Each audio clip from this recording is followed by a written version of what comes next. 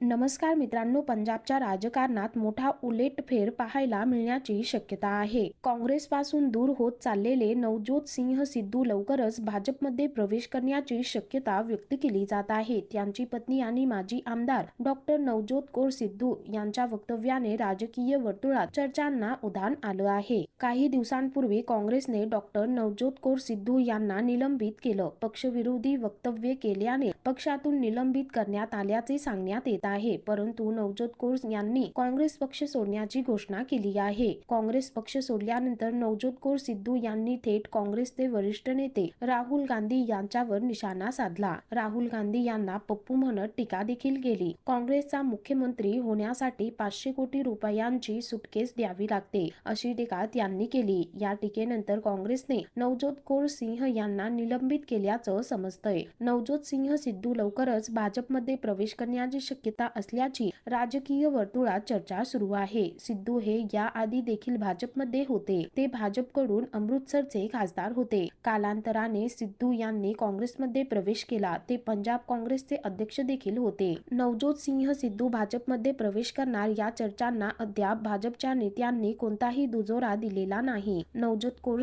यांच्या वक्तव्यावरून स्पष्ट दिसत आहे की त्यांच्या कुटुंबीय काँग्रेसपासून दूर गेला आहे. सिद्धू यांनी भाजपमध्ये प्रवेश केल्यास काँग्रेसला मोठा धक्का मानला जाईल. या पक्षप्रवेशामुळे भाजपला पंजाबमध्ये मोठा चेहरा मिळण्याची शक्यता आहे. तर मित्रांनो, एकंदरीत संपूर्ण प्रकरण पाहता या संदर्भामध्ये तुमची काय प्रतिक्रिया आहे खाली कमेंट करून नक्की कळवा.